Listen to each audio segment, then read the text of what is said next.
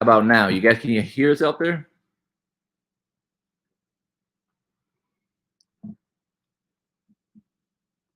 If someone can just let us know if, yeah, so no sound yet. No sound still.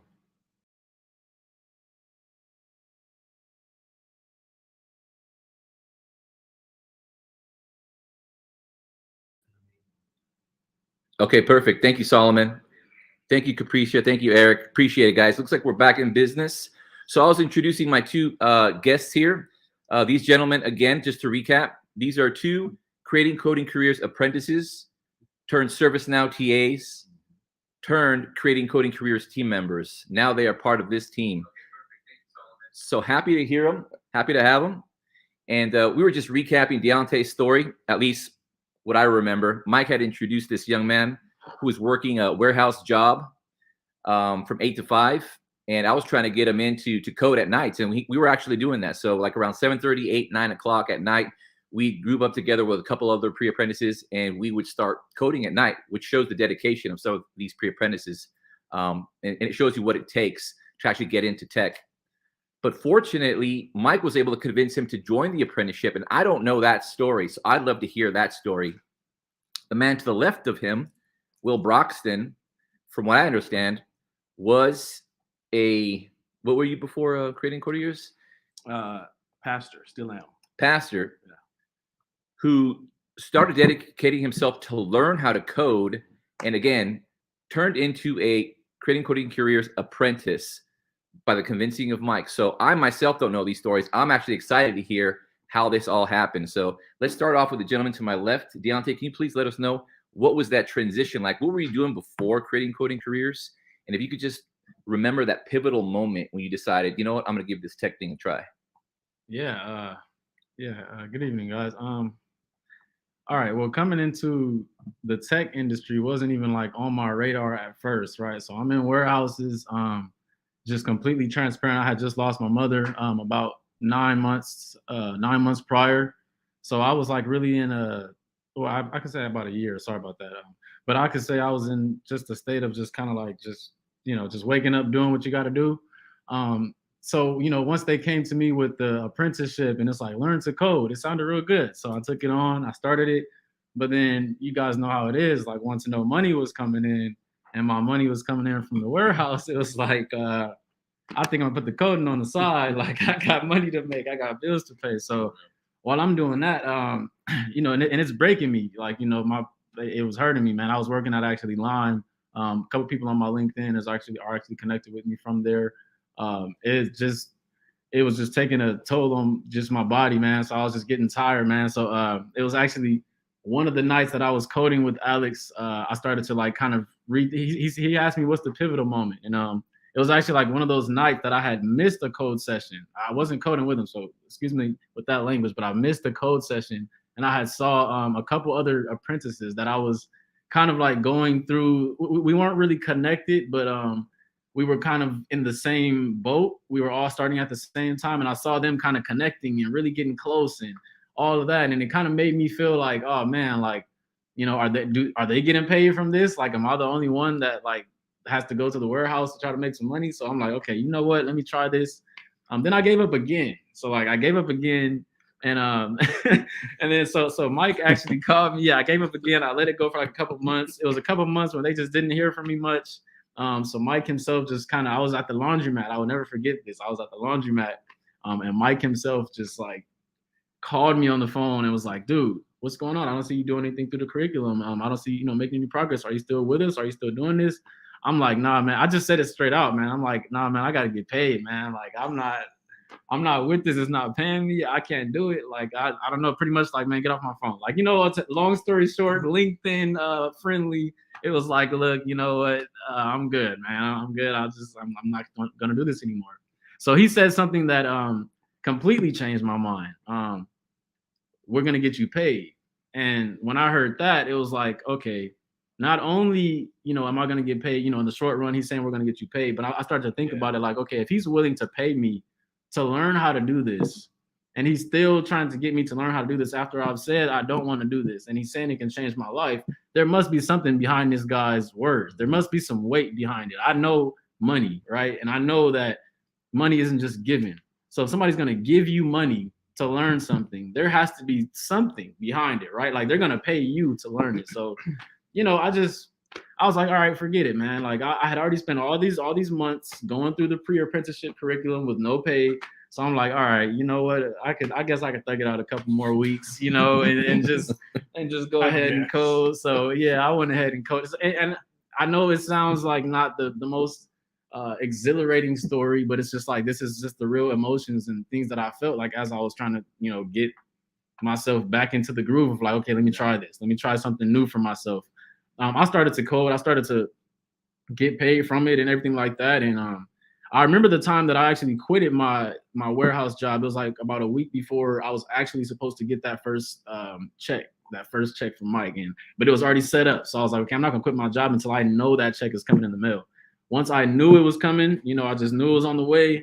I was like, all right. I walked into work with, like, when I say my head high, like when I say, felt good because I was supervising and it was just like a lot, I don't know if some of you guys probably supervisors out there, it just takes like a lot of extra from you, and like I said, I had just lost my mother. So I was just at the point where I was like, man, all right, whatever I can do to break this right now. So, I saw the money and I went to my job happy as heck. Like, hey, you guys can't tell me to come in no more. I'm asking for grievance leave. And you guys are like just looking at me crazy. So it's like, all right, bye. Like, I just chucked them up the deuces, walked out the door.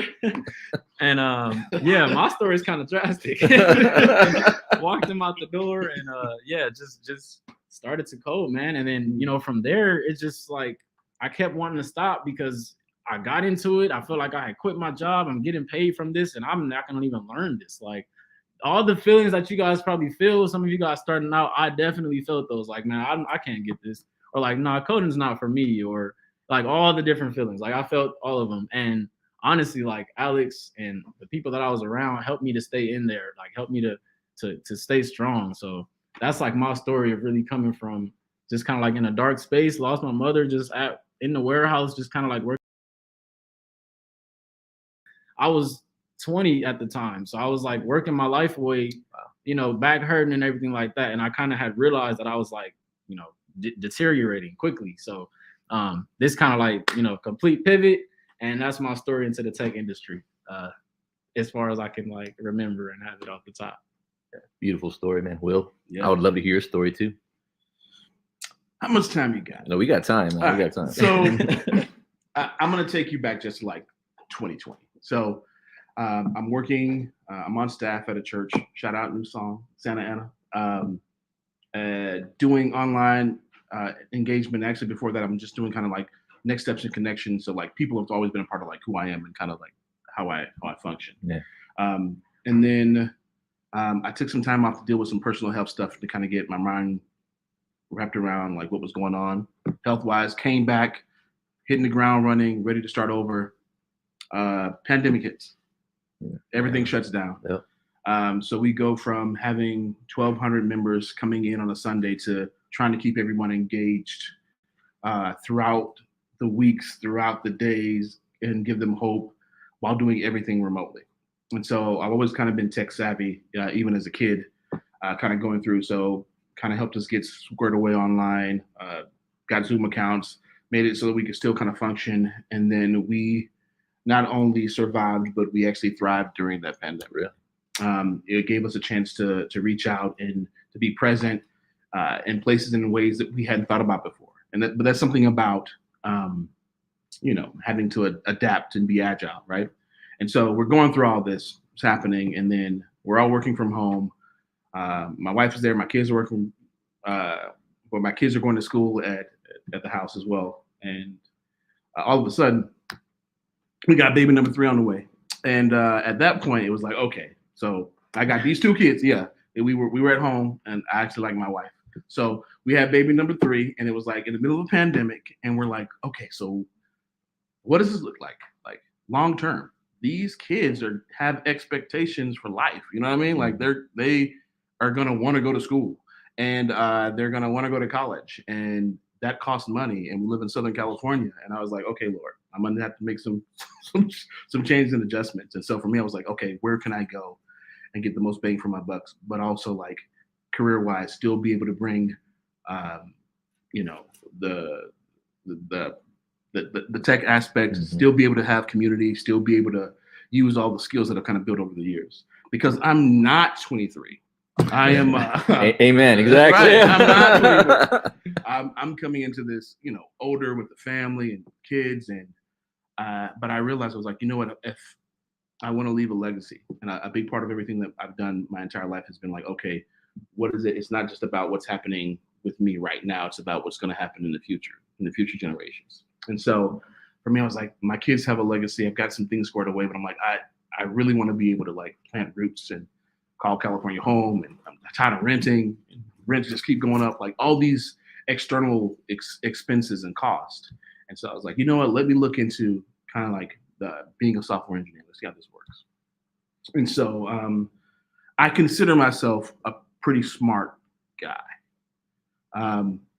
But I remember my first week kind of going through, because I went through a coding boot camp before I went through CCC.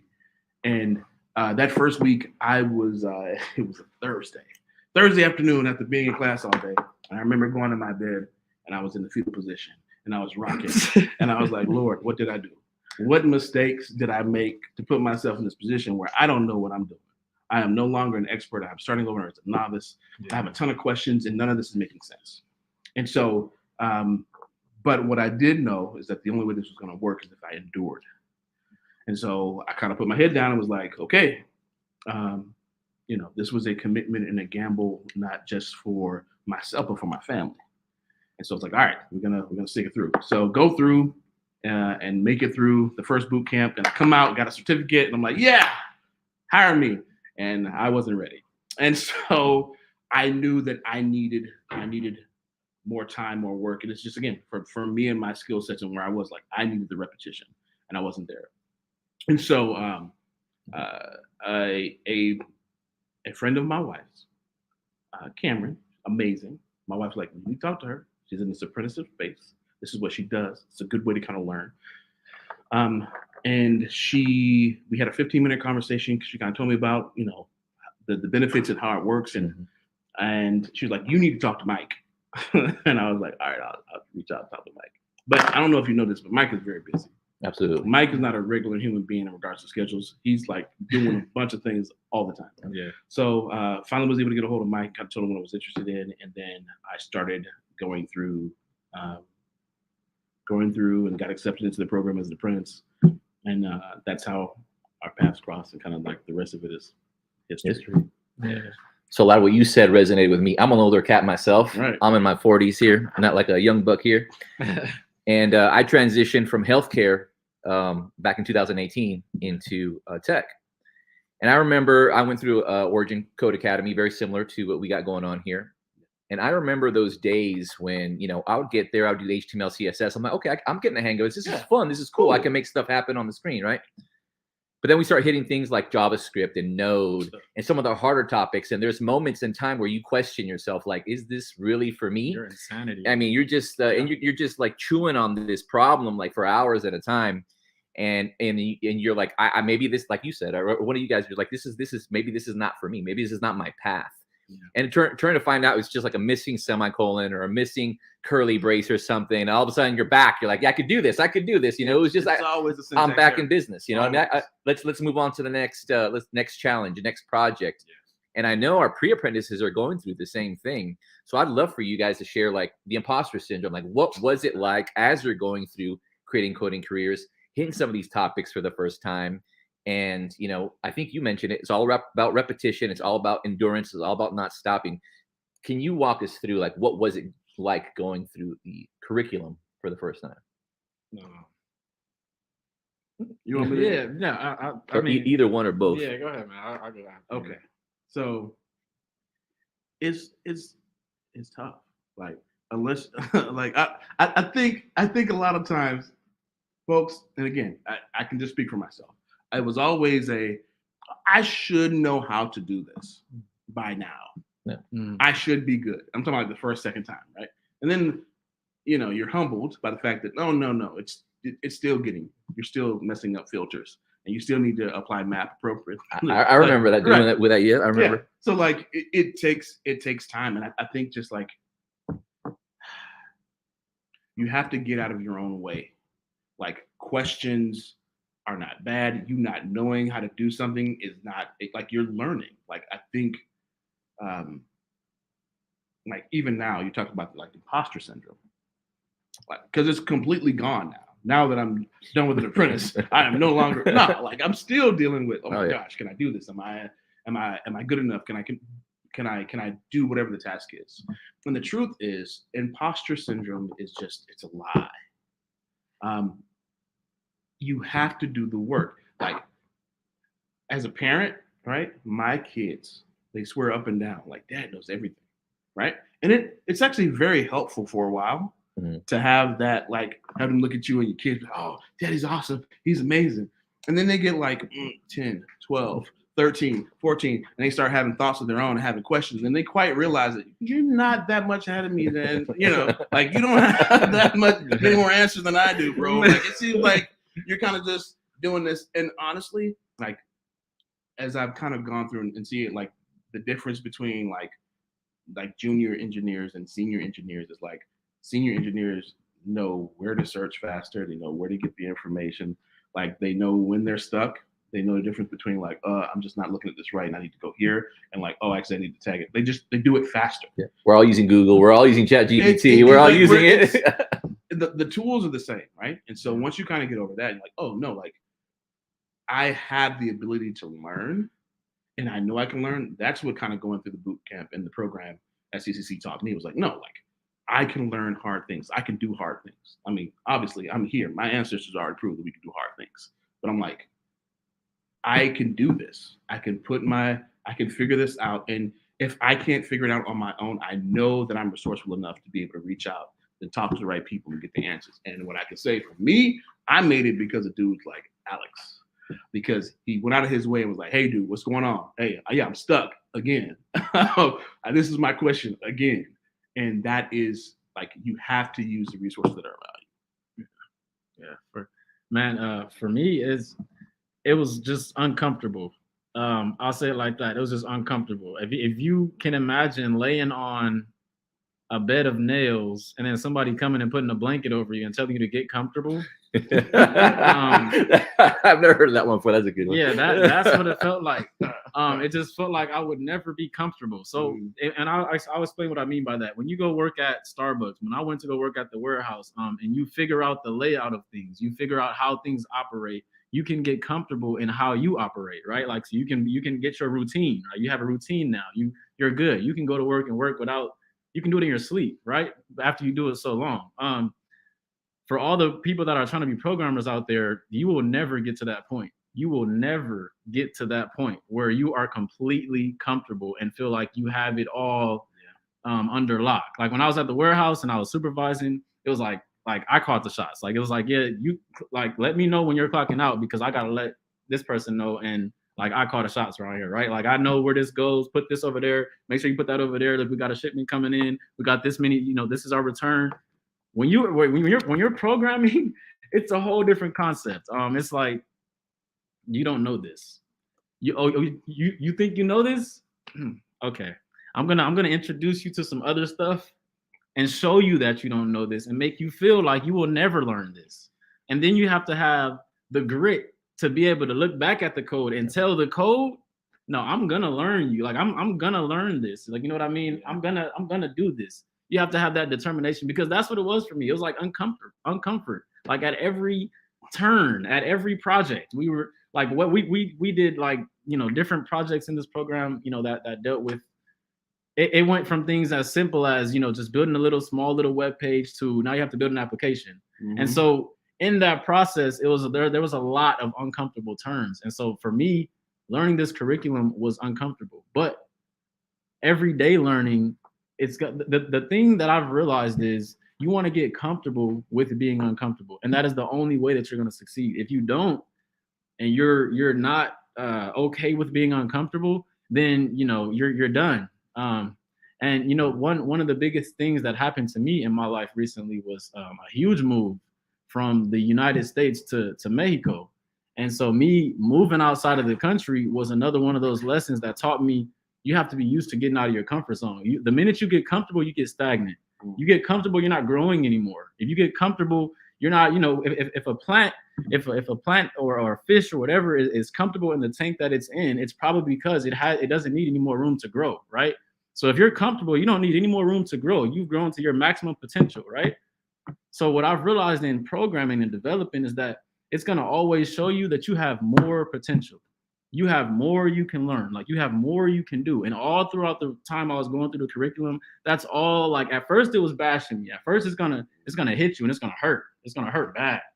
But once you grow that rocky chin and you can throw the punches back, then you can lay on that bed of nails, you know what I'm saying, and put you a board under you and put your blanket over and say, look, I'm gonna be comfortable because I could wake up. Like I could still wake up the next day and try again. So that's what it was for me. Like with this curriculum, it was like bam, uncomfortable. You're never gonna learn this. A whole bunch of negative thoughts. All the negative thoughts. Then, you know, the next day, bam, negative thoughts. Then you have 2 days of goodness, like Alex said. You know, you have that time where you're like, oh, I got this, because you figured it out. You solved the code. You're like, oh, I got this. I'm you know, somebody who's about to make a big, I can't even think of their name, but like I'm Bill Gates. Like you know, I got this. And then, you know, the next problem comes and you're like, oh man, like I can't code for nothing. So all you have to do is stop the wishy-washy and get used to being uncomfortable. If you can be comfortable being uncomfortable, you will never have that moment. You'll never have the moment of, oh no, I can never do this, because you're going to realize there's nothing that can ever come to you that can make you more uncomfortable than you've been, right? So if you already hit your maximum uncomfort, so if you've already put yourself in that spot where you don't know anything and you're in that spot and you're taking over that spot, you're taking control of that spot and you're owning that spot that you don't know, you have to own that you don't know to learn, man. So that's all I had to do. Like in the curriculum, like when I was going through, I just had to like understand, like, okay, you don't know this, and calm down because you don't know this. Yeah. Like as humans, we tend to get mad because we don't know. And like like this earth has been here like years that we can't even count, and we're mad because we're like 20, 30, 40, 50, and we don't know. Like, oh, and we're like mad at the world. Like, oh, I'm supposed to know this. Like, dude, the world is like 50 times older than you. And like, there's dummy people on this world that aren't even half the age of the world. Nobody on this world is as old as this world. So it's just like, why are we all feeling like we have to know everything? And so that's what programming is going to teach you. It's going to humble you. You don't know everything. Sit down and learn. You know what I mean? And that was my uncomfort. That was the curriculum for me. Like, you don't know everything, sit down and learn. Because I was a know-it-all. Like I said, I was a warehouse supervisor. I was a know-it-all. Like I had a boss position at my job. In my music, I was kind of like calling the shots because I record my own music. So it was like nobody telling me that. So like calling too many shots by myself. And so coding was like one of them shots that's like, no, you ain't calling this one. Sit down. Like you're gonna learn today. So that was that. Coding will humble you for sure. I want to give a shout out, Jen Berry. You guys remember Jen Berry, one of our apprentices. She was going through the curriculum, I think, with you guys. Yeah. She sums it up, I think, beautifully.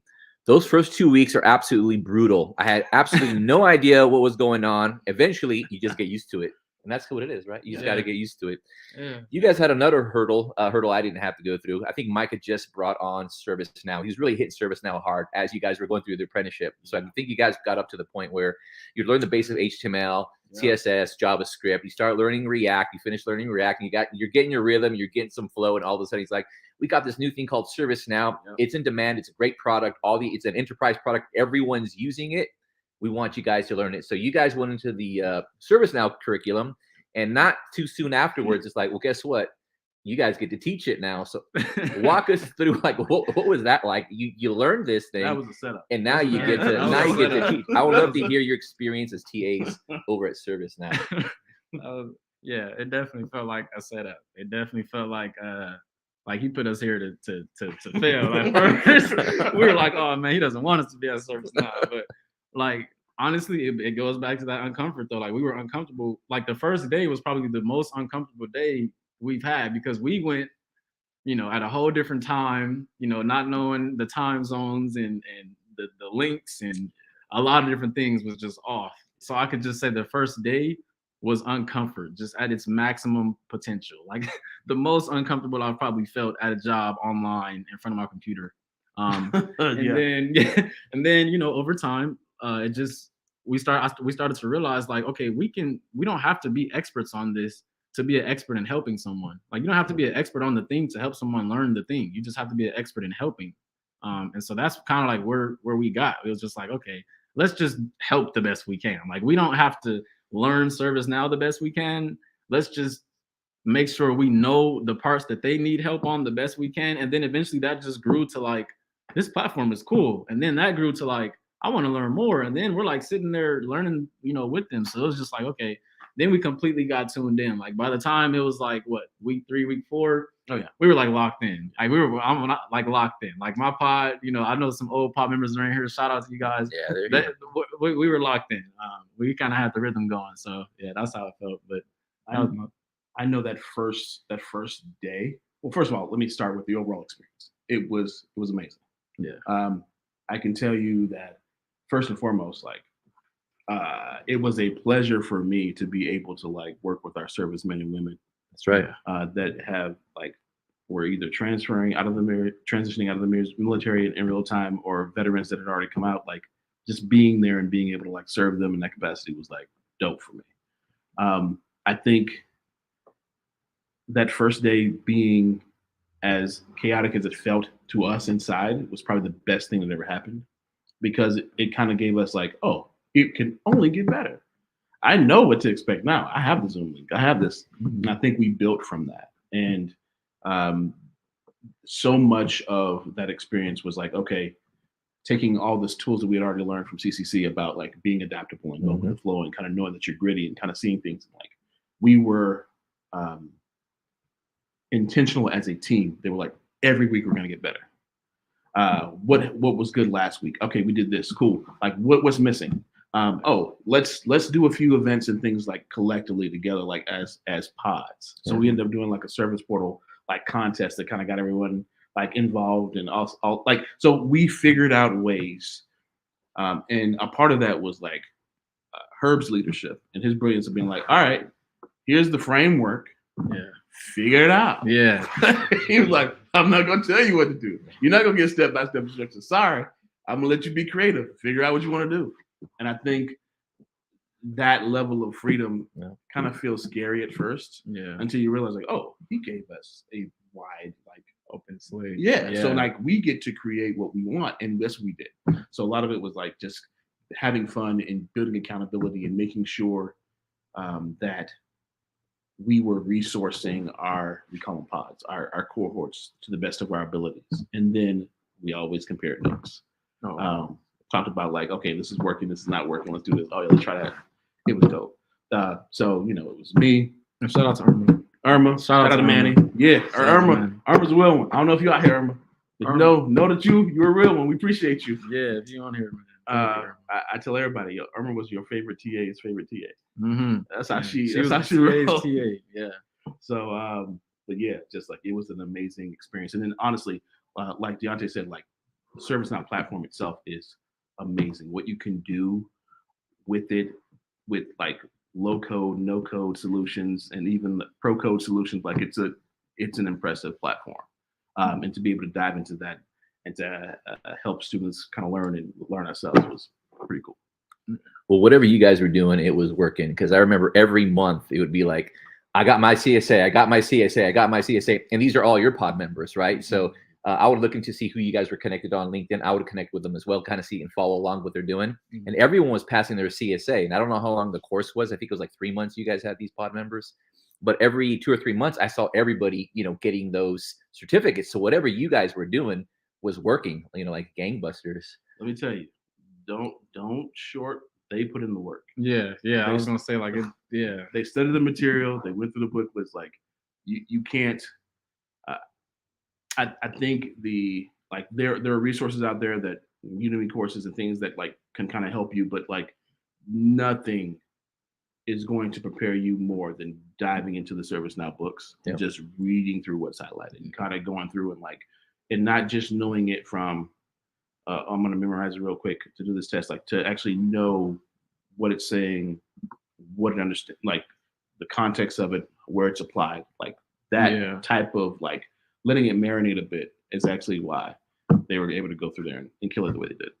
And so for anybody listening right now that maybe is going to be or currently is also an extra at the ServiceNow program, like what kind of recommendations would you have for them?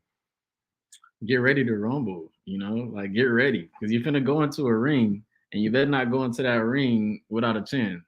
That's all I'm going to say. I'm going to let Will say how he going to say it. But y'all heard me clearly. Look, I thought I was the pastor, but he got all these, examples and stuff. Yeah, just to clarify, you just want to know, like anyone that's getting ready to take the exam or going to ServiceNow as a platform as a whole? Or? So I noticed that like when you guys would come in, and I can kind of pick up on certain personality traits that you guys had, like you guys are grinders, like you're always asking questions. You never let yourself get blocked for too much. And so that allowed you guys to continue to, progress. Yeah. It's like when I was an apprentice, I remember I had an issue. So I'm the kind of person who I like to just chew on something. I don't like asking for help. And that's not a good trait, because I could be looking at something for, 2-3 hours and, it could just be a semicolon that's missing, or it could be like a little squiggly on it, but I'm burning up so much time trying to find that little thing that you can't see because you get into the zone where it's like, you cannot understand your own code after about 2 hours staring at it. You gotta take a break, walk around the block, get a second set of eyes on it to see those little things so you keep on moving forward. So like, those are one of the traits that I picked up is like, just don't let yourself get blocked for too long. And I wonder if in your pods, you kind of picked up on certain personality traits that you would recommend, hey, you guys you should probably do this. Maybe they should do something on the weekends or at nights or, help them, succeed. Cause it looks like we got another person here, Eric Brown. He says, that's gonna be me. I'm going to be going to the externship program. It looks like in May. Shout out Eric. Nice. Hey, what's up, Eric? Yeah. So he's going to be getting in there. So what kind of advice would you give to someone like Eric? Don't cheat yourself. Do the work. Do the modules, read through the booklet. Like it'll be, life is busy. There's stuff going on. Like if something happens and you miss a course, you miss a class, you miss a teaching, go back, read it. There's always, so during the program, you actually get instructor-led courses. And then there's also on-demand courses. And so anytime you have an instructor-led course, you also have the ability to go in and kind of take that same course on demand. Do it. Like any opportunity and chance you get to reinforce the materials, to go over it, like do that. That I'm telling you, like the combination of going through and having practical hands-on experience with the platform and building applications and going through the platform that way on top of going through the books is going to be what's going to solidify it for you. Certain things will just make sense and you'll fly through it because you've already done it. Yeah. To add on to that, I was gonna say life is not your CSA. So like don't come into ServiceNow like I'm gonna get the CSA, because if you come in trying to memorize, it's probably not the best approach. So what I would say is like a lot of people, just to add on to what Will said, you want to get yourself into studying as much as possible. Like most people understudy and then fail the test and now you're undermined. So like now you don't want to come back. And that was like how I felt. And I'm only saying this because that's how I felt, right? But what I've realized is you can't come at it with a memory approach. You can't come at it trying to memorize everything about the platform, but you also can't come at it the other way around where it's like, I haven't looked at any of the terminology. I don't remember any terminology, but I know exactly how everything works and I can go in there and do it. Right. That's not enough either. Right. You want to connect. You want to find the bridge between both of those, between knowing the terminology and memorizing what you need to memorize and understanding the terminology and understanding the concepts behind the terminology. So just don't sell yourself short. Like he said, don't understudy. Every opportunity you have to, it's almost the opposite. If it's what he said and the opposite of what he said. because he said you don't want to burn yourself out and kind of stay stuck on the same thing. Now, when you're developing, I would second that. I would recommend that. When you're in ServiceNow, if you don't understand something, you need to go dig more. Like, you need to go dig more and find out. You don't want to just skip over that and like, oh, I'll come back, or try to reach out to somebody else and get their explanation on it. You can do that, reach out, but a lot of times, I'm gonna be honest with you, when somebody else explains ServiceNow, it's usually worse than how ServiceNow explains ServiceNow. I mean, it's usually like them trying to gather their own thoughts and like give it to you, and you're like sitting there trying to, no, don't do that. Just go to the documentation, go to the on-demand, like he said. If you have access to the instructor-led courses, I would say go to the instructor-led courses and don't sell yourself short. Like, it's not about the CSA, so don't go in there trying to memorize. Yeah. So I think you're perfectly echoing what all of our other guest speakers from the ServiceNow industry have come to explain to everyone, all our audience members. The certification seems like it's like opening a door. Like, say, when you're interviewing, it's like, okay, he's got the cert. That's point number one. That's great. But now when you come to interview with these companies, it's like, now show me that you actually understand the platform as well. And so all our guest speakers say, don't just get the CSA, play with it, build something with it, show your future employer that you can do something with what you just learned. Would you guys agree with that? And what were you guys doing to help your externs get to that level? Because I also started seeing that externs started showcasing their projects. They would start looking, showcasing their portals. I'm like, wow, these guys are definitely skilling up. And I wonder if you guys had anything to do with that part. Pod 3, peas in a pod. Pod 7. You guys know what it was. I mean, honestly, I'll say it like this. Yeah, you guys know the deal. Like, I'll say it like this. If you go to an interview and you don't have a CSA, but you're able to execute the process on the platform and articulate that, you can get the job. If you do have a CSA, but you're not able to articulate the process on the job, or you're not able to articulate do the process, you're not going to get the job. So basically what I'm saying is you can get through life without one of them, but you can't get through life without the other. And the one that you can't get through life, or when I say life, I'm talking about life in the ServiceNow ecosystem. The one that you can't get through without is understanding of the processes and what to do and articulating that. You can get through without the CSA, but you can't get through without the understanding.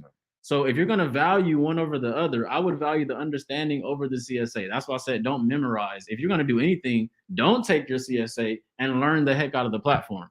Because if you can go in an interview and show somebody what you built, what you can build, what you know about ServiceNow, and you can articulate that well, man, I'm pretty sure they're not going to be worried about no CSA. They might even pay for you to get it later on. You know what I mean? Good So, point.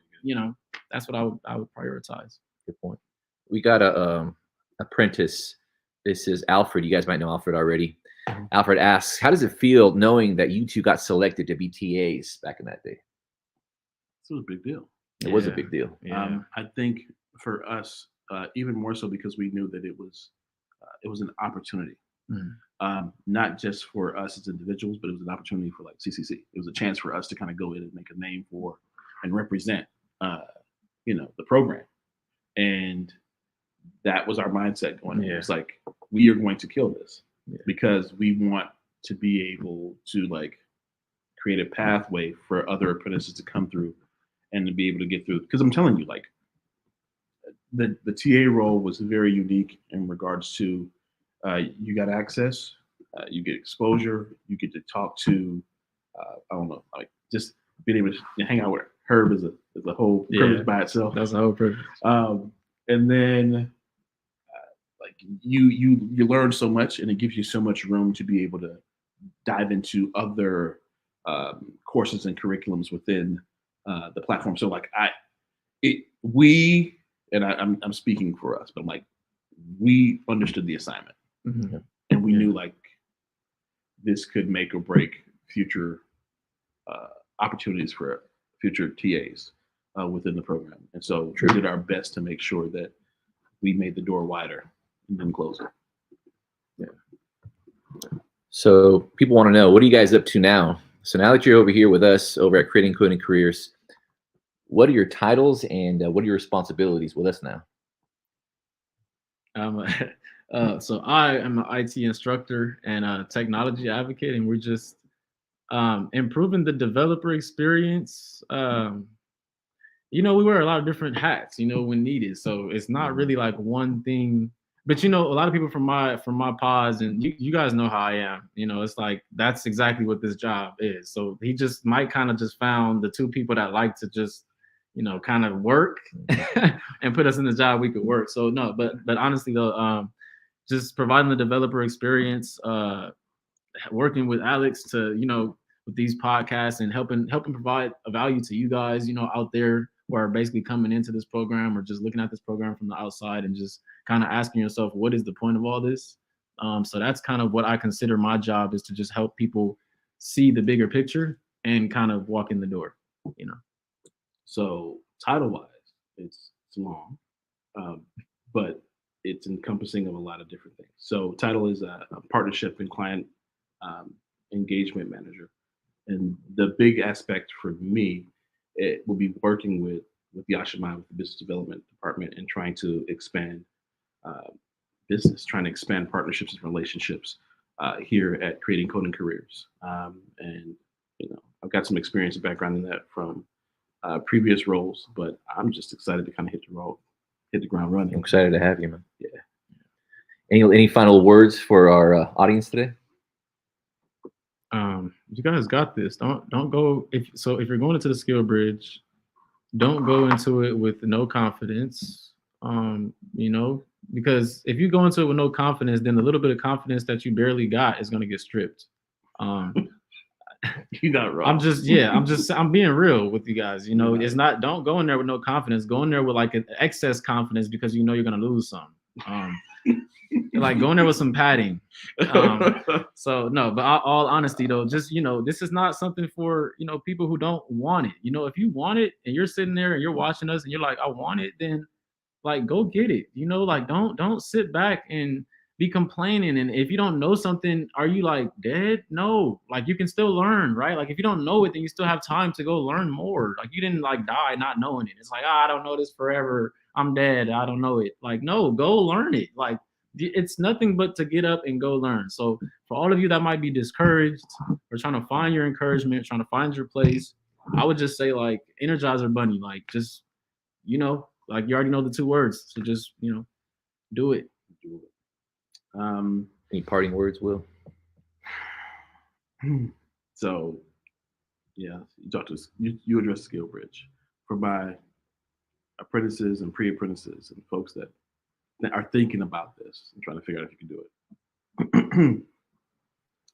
This 38-year-old pastor, husband, father of 3, left a career that he was good at to go and pursue something that he had no idea, no background in. And through God's grace, hard work, and some perseverance and some grit, I stand before you today as evidence that you can do this. As somebody that struggled through the curriculum, that ran into blockers, that had outside stuff going on, kids were still getting sick. You can do this. You will get times where you'll want to quit, probably more than once. You can do this. Do not let external temporary circumstances stop you from pursuing something that might change the trajectory of your life and your family's life. So just to encourage you, yeah, you got this. You can do this. And that's a 28-year-old. That's a 28-year-old ex-pastor, and it's a 23-year-old ex-warehouse worker. Oh, well, He's making you younger than you are, man. I would take that compliment any day. I didn't say what I look like. I said what I am. Either way, 38-year-old pastor, 23-year-old for the young people out there. If you're young, 23-year-old. I'm only 23, you guys. I had just lost my mother 2 years ago. Or a year ago. The crazy part is, it gets so blurred that you lose. I lost that, man. You lose that. But the good part I can tell you is, if you were in my position, you don't even want to hear. You're probably not on this call. You don't even want to hear my voice. But if you just happen to be, I would just say there's nothing better than feeling the good feeling of after you've overcome that. That's the most I could say. There's nothing that's gonna feel better than that in your life. And you're gonna feel like you made whoever that person was proud. So absolutely, yeah. We have one more question from the crowd. This is from Leslie. I think Leslie had a question last time. I might not have gotten to it, so I don't want to cut her off this time. Gotcha. Leslie is asking, can you give some examples of the type of projects externs might be trying to build, or what are some of the favorite projects that you might have seen in the past? Service portal. Service portal? Or application, just go into this PDI and create a whole application. Go to basic UI 16, change it all up, put your logo in there. Then go to service portal configuration and get up in there. You know, that's like the best thing to do is create that app, create that back. And then, you know, the best thing I would do is go into Flow Designer, man. Like that's like where I have fun.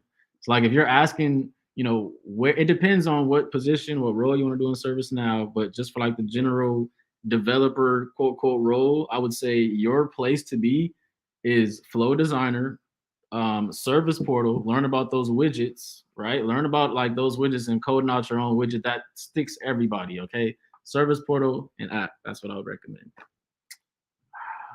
Favorite projects. They've built some pretty cool things. And so again, back to Herb's philosophy. We didn't tell people what to build on purpose, right? Like build an app. What do you mean build an app? I don't build an app. Whatever that looks like, come together as a team and figure it out. And from there, like we had like Uptown USA. We had